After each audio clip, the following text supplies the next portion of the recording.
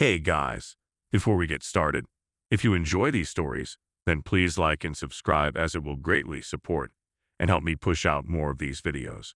Share your thoughts in the comments below.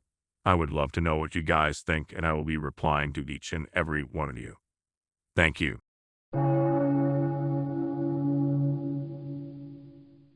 When I first matched with Alex on Tinder, I was drawn in by his dark artistic profile. The black and white photos spanning his page looked like they belonged in a high-fashion magazine. Shadowy portraits and urban scenes captured at odd angles, all featuring Alex as the model, hinted at his creative soul. The captions naming obscure galleries, books, and photographers cemented him as a brooding artist type in my eyes. I was instantly captivated after swiping right by our immediate match and the witty charm he displayed over text. After several days of flirty conversation, he suggested meeting up for the opening of a new photography exhibit at our city's modern art museum. I enthusiastically agreed to the artsy date idea, impressed by Alex's knowledge and passion for the craft. I took extra care getting ready that night, slipping into a slinky black dress and heels to complement the sophisticated mood. I wondered if I could be the subject of Alex's next set of brooding photographs. When we met outside the museum, Alex looked as stylish as his photos, dressed head to toe in black with an air of confidence. We wandered the gallery together as he pointed out techniques and critiqued the photographer's work. I'm on it every word, charmed by his expertise yet intimidated by just how talented he seemed behind a lens. Over dinner afterwards, Alex brought up the idea of doing an impromptu photo shoot around the city. He wanted to capture my essence, add me to his portfolio of muses. I was flattered by the offer and, caught up in the romance of our artsy date, agreed enthusiastically to model for him. We spent the next few hours hitting up locations Alex scouted: empty alleyways, fire escapes, rooftops, even subway platforms late at night. At each spot, he artfully posed me, adjusting my posture and expression with a directing hand to achieve his vision. I felt nervous at first, but Alex's experienced eye put me at ease. I trusted him completely, excited to be the subject of his imaginative shots. It was past midnight when Alex finally declared the shoot over, leaving me exhausted but fulfilled. He effused praise over the photos we had taken, promising to edit them perfectly to highlight my best features before sending copies my way. I gave him a parting kiss, truly charmed by our magical date and connection.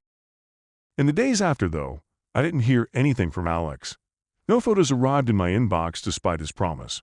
When a full week had passed without any word from him, I decided to do some social media digging to see if I could find his photography page or portfolio online. I wanted a glimpse into the artsy world I had felt so drawn into. After some extensive searching, an unfamiliar link appeared that made my stomach knot: a website database for missing persons in the area. Hands shaking, I'd scrolled through the profiles of numerous young women until a photo jumped out that stole my breath. A woman standing on a fire escape and posing almost identically to how Alex had positioned me during our shoot. Her black and white portrait could have been taken by the same photographer. I felt sick. I frantically clicked through more profiles of the missing women. Each one was captured in artistic black and white, their poses eerily similar to the ones Alex had directed me in that night. These subjects weren't models or muses. They were victims. Panicked, I confronted Alex over text, accusing him of something sinister disguised beneath our seemingly perfect date. He firmly denied any wrongdoing or knowledge of these women. His complete lack of concern over my accusations enraged and terrified me further. I threatened to go to the police, which finally elicited an apology and plea to meet up from Alex. Against my better judgment, I agreed to talk in person. We met at a public park, which comforted me slightly. Alex was calm and acted like it had all been a simple misunderstanding between us. He claimed ignorance about the missing women and said the similarities were purely coincidences. But as he stepped towards me with a reassuring smile, I recoiled instinctively, sensing the predatory emptiness in his eyes. Sensing my terror, Alex firmly grabbed my arm, all charming pretenses vanishing as he demanded I delete our conversations and forget about the missing women if I wanted to avoid becoming one of them. I fearfully agreed. He released me with an eerie, satisfied smile that chilled me to my core. I walked away on shaky legs, too scared to look back. Blocking Alex felt laughably inadequate for stopping such a cunning predator. With no evidence, the police were also a dead end, so I disappeared from social media entirely instead. It's been months now, but I still feel haunted, like prey being hunted. How many other women naively swept right for Alex, ensnared by his artistic aura? My only comfort is having narrowly avoided becoming another tragic news added to his collection, thanks to the ghosts of those women warning me from their own missing person profiles. I never thought Tinder would lead me to question everything I knew about my family, but here I am, still trying to make sense of what happened last summer. I've been using dating apps for years, but this experience completely broke me. Even writing this now makes my hands shake. It started on a regular Tuesday night. I was lying in bed, mindlessly swiping through profiles when I came across Mike's profile. Something about his face made me pause. At first, I thought maybe we had mutual friends or went to the same college, but it was more than that. His green eyes and that distinct dimple in his left cheek triggered something in my memory that I couldn't quite place. We matched and the conversation flowed naturally.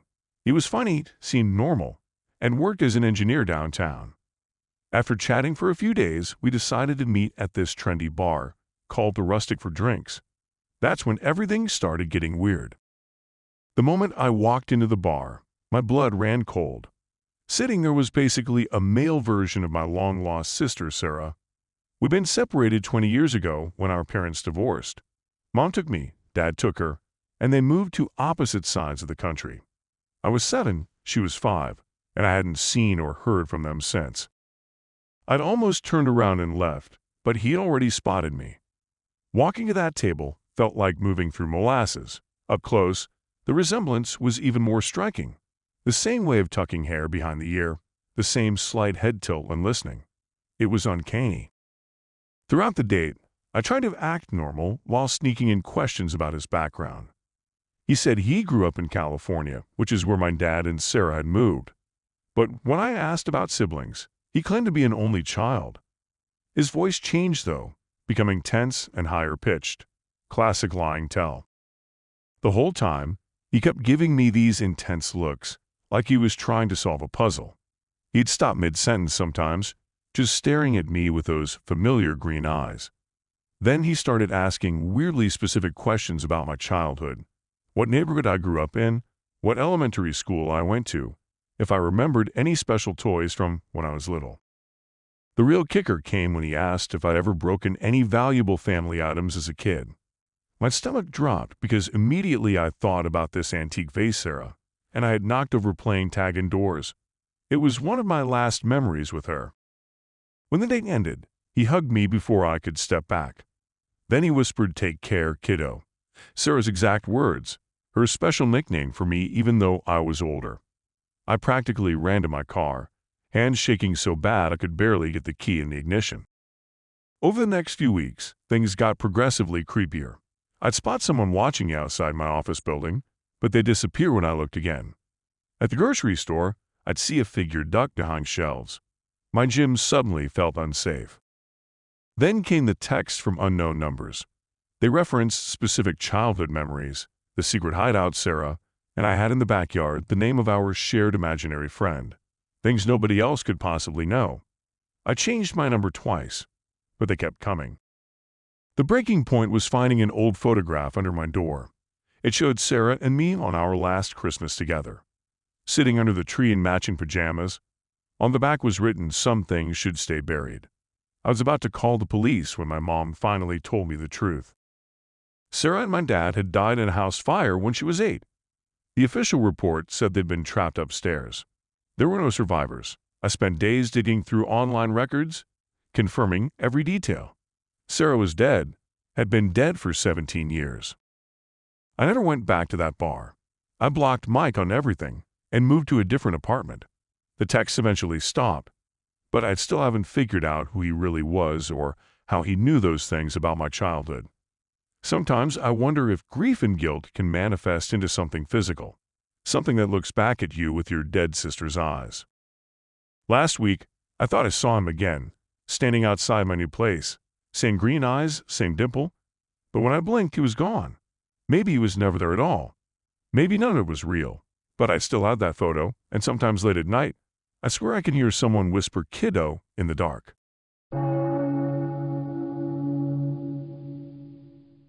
I never thought I'd be sharing this story, but after 3 years, I think I'm finally ready to talk about my worst Tinder experience ever. This isn't your typical bad date story. This is the kind that makes you delete all your dating apps and question your judgment for months afterwards. It was January 2020, right before COVID hit. I had just gotten out of a long-term relationship and decided to give Tinder another shot. After a few weeks of the usual weird messages and dead-end conversations, I matched with this guy named Marcus. His profile was refreshingly normal. Good job as an accountant, decent photos that weren't just gym selfies, and he could actually hold a conversation. He had this really warm smile and kind eyes in his pictures, plus photos with his golden retriever, which definitely won me over. We messaged back and forth for about a week before meeting up for coffee. Unlike most first dates, there weren't any awkward silences or red flags. He was actually better looking in person, dressed well, and seemed genuinely interested in getting to know me. We talked for hours about everything: our jobs, families, favorite shows, and even shared a weird obsession with true crime podcasts. When he mentioned living in his late grandmother's house, I thought it was sweet that he'd kept it in the family. The next few dates went just as smoothly. We went to dinner and saw a horror movie. He didn't even try any cheesy moves. Then had a nice walk in the park with his dog Bailey the following weekend. By our fourth date, I felt pretty comfortable around him. He seemed like one of the good ones, respectful, stable, with a good sense of humor. That night, after having dinner at this cozy Italian restaurant, he invited me back to his place for wine and dessert. His house was in one of those older, established neighborhoods with lots of character. It was a beautiful craftsman-style home with a wraparound porch and carefully maintained garden. Walking up the path, I remember thinking how perfectly this fit into my mental image of him: classic, well-maintained, charming. The living room was exactly what you'd expect from someone who inherited their grandmother's house: vintage furniture, hardwood floors, old family photos on the walls. We sat and talked for a while, and he opened a really nice bottle of red wine. Everything was going great until I asked to use the bathroom. The hallway leading to it was lined with built-in shelves on both sides, filled with glass jars. At first glance, I thought they were preserves or canning supplies left over from his grandmother. But as I got closer, my blood ran cold. These weren't preserves. They were display cases. Each jar contained what looked like personal items: jewelry, watches, hair ribbons, even what appeared to be locks of hair. Some had small Polaroid photos floating in whatever liquid was preserving these items. I tried to stay calm, telling myself there had to be some normal explanation. Maybe he was an antique collector. But when I looked closer at one jar, I saw a modern-looking silver bracelet that looked exactly like one my friend Sarah had described losing on a date last year. The coincidence made my skin crawl. When I came out of the bathroom, Marcus was standing right there in the hallway, watching me with an intensity I'd never seen before. His warm smile was gone, replaced by something that made my stomach turn. He asked if I liked his collection in a voice that sounded completely different from the person I'd been dating. I made up some excuse about feeling sick and needing to leave immediately.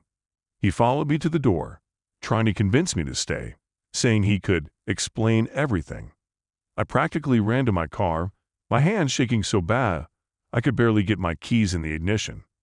The next day, I reported what I'd seen to the police. They said they'd look into it, but without evidence of a crime, there wasn't much they could do. I blocked Marcus on everything and moved to a different apartment the following month, just in case. To this day, I sometimes wonder about those jars and what happened to the people those items belonged to. Sarah still hasn't found her bracelet, and we both agreed to stick to meeting people through friends from now on. I do sometimes check local news, half expecting to see his house being raided or a story about missing persons being linked to him. But so far, nothing. He's probably still out there, dating and collecting. Just another charming guy on Tinder with a nice smile and a beautiful old house full of horrible secrets.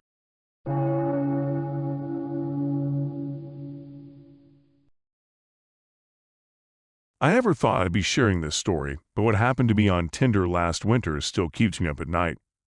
I'm not trying to scare anyone off dating apps, but this experience genuinely messed with my head, and I still can't explain it.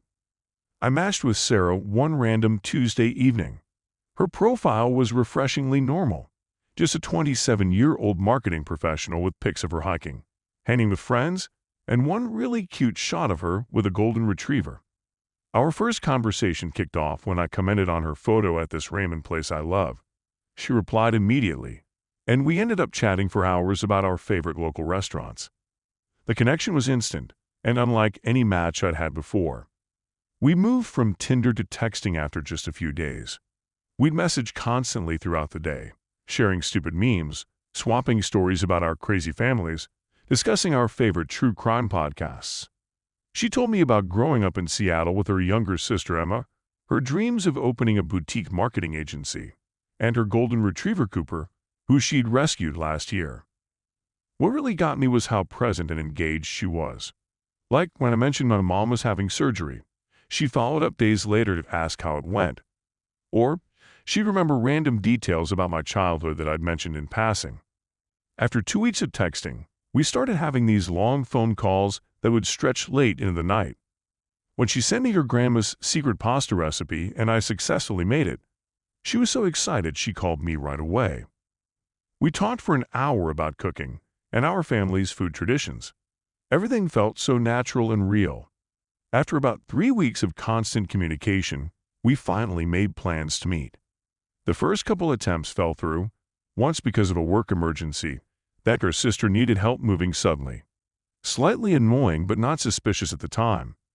Finally, we set a date to meet at this cozy coffee shop downtown on a Saturday afternoon. I was nervous but excited. We'd built such a great connection, and I couldn't wait to meet in person. I got to the coffee shop early and grabbed a window seat. Sent her a quick, "I'm here" text. No response. 15 minutes passed, then 30. At the 1-hour mark, I accepted and stood up. But when I opened Tinder to unmatch her, her profile was completely gone. That's when things got really weird. I checked my phone, and all our text conversations had vanished. Not deleted, just gone, like they never existed. I scrolled through my call history, and there was no trace of our hours-long phone calls. The pasta recipe she'd sent, the photos we'd shared, all of it was missing. I tried searching for her on every social media platform, using the details I knew about her. Nothing. The marketing firm she supposedly worked for had no record of an employee by her name. I even reversed image, searched her Tinder photos but got 0 hits. It was like this person I'd spent a month getting to know had been completely erased. A few days later, my roommate mentioned something that made my blood run cold. He recalled hearing me on the phone late one night the previous week, having what sounded like an intense conversation. But when he'd asked me about it the next morning, I had no memory of any call and insisted I'd gone to bed early. He said I'd been pacing my room talking for at least an hour. I have 0 recollection of this phone call he described. The whole thing still makes no sense to me. I know I didn't imagine 3 weeks of detailed conversations. I remember specific things about her life that feel too real to be made up, like the heart-shaped birthmark behind her ear, or the story of breaking her arm, falling from a treehouse at age 9. Some nights, I still find myself lying awake trying to piece it all together. Was she a really sophisticated catfish who somehow hacked my phone? Was there some bizarre technical glitch that erased a month's worth of communication? Or was something even stranger going on? I'll probably never know who I was really talking to all that time, or why every trace of our connection disappeared. All I know is that something truly unexplainable happened, and I can't shake the unsettling feeling it left me with.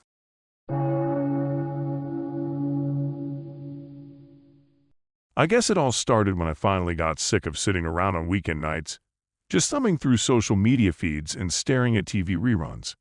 I've been on Tinder for a while, mostly swiping through faces without any real intention, telling myself that I was just looking, but never doing anything about it. So, When I came across this guy's profile, something about his simplicity made me think, sure, why not?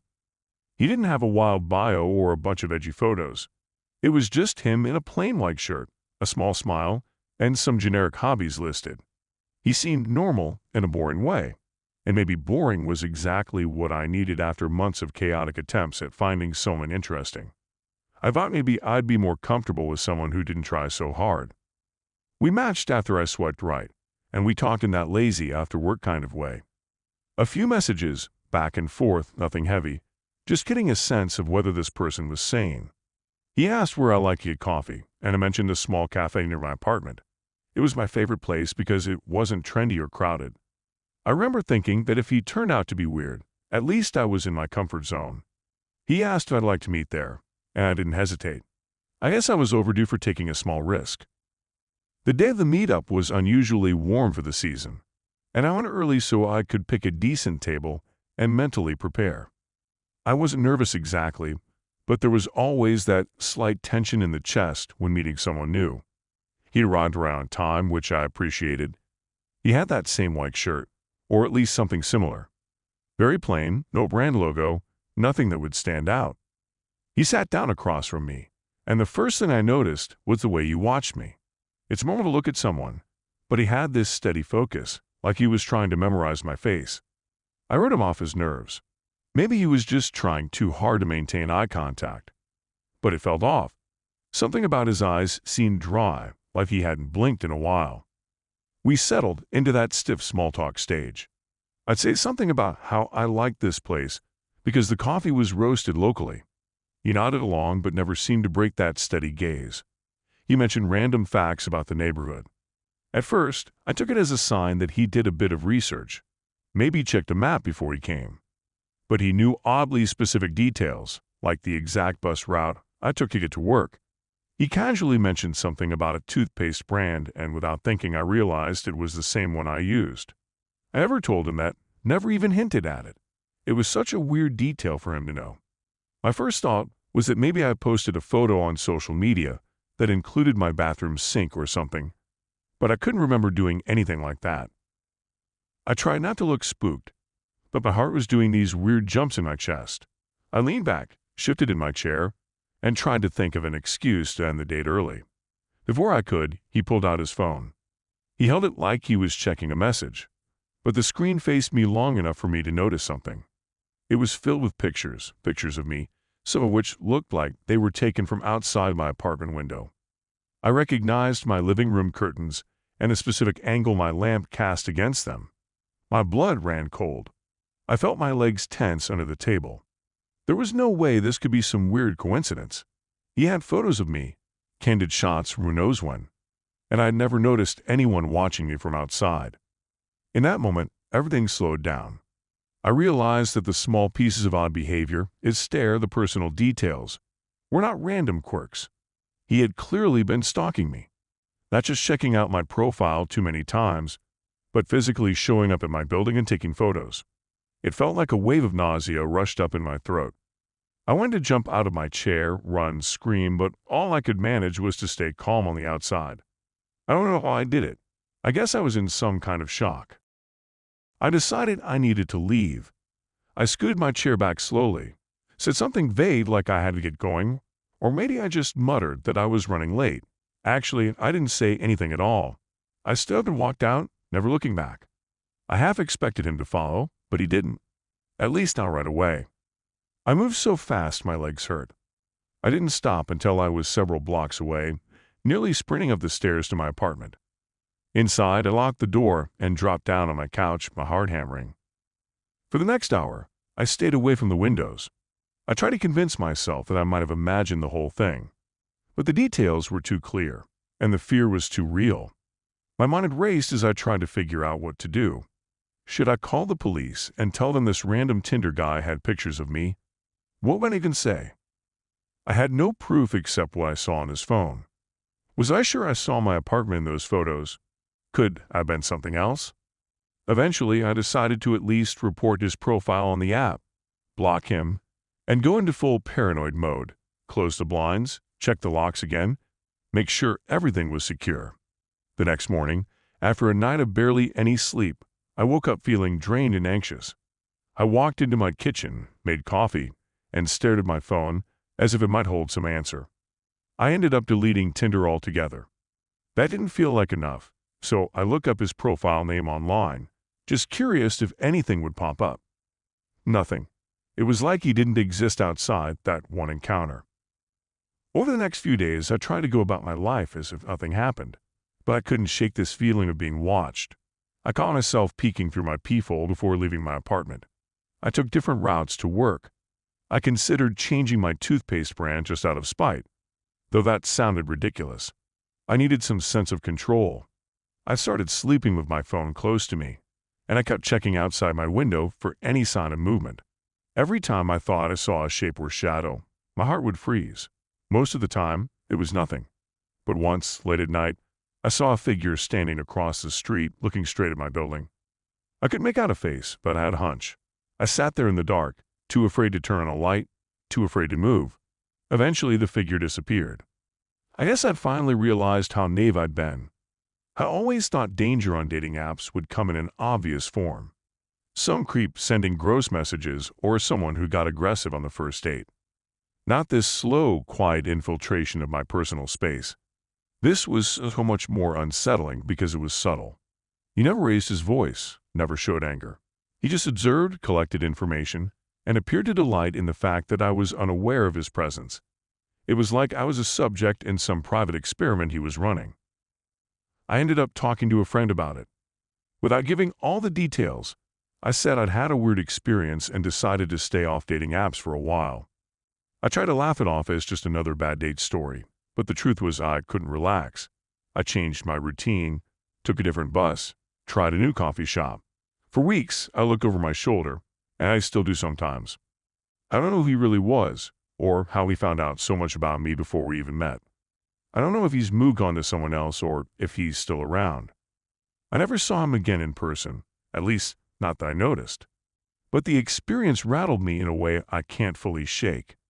I guess I learned that sometimes people don't need to scream or chase you down a dark alley to be terrifying. Sometimes all it takes is that calm, steady stare in the sense that they know far more about you than you ever intended to share. And now, I just hope that's the end of it. I'm tired of looking out my window. I'm tired of that feeling in my chest every time I pass a stranger on my street, wondering if it's him. I'm tired of feeling like a lab rat in someone else's twisted game. But I'm also aware that I can't ever fully go back to that easy, careless mindset I had before. I know better now. A plain white shirt and a soft smile can hide a lot. I wish I didn't know that, but I do. If you enjoyed these stories, please share your thoughts in the comments below. Like and subscribe and have a great night.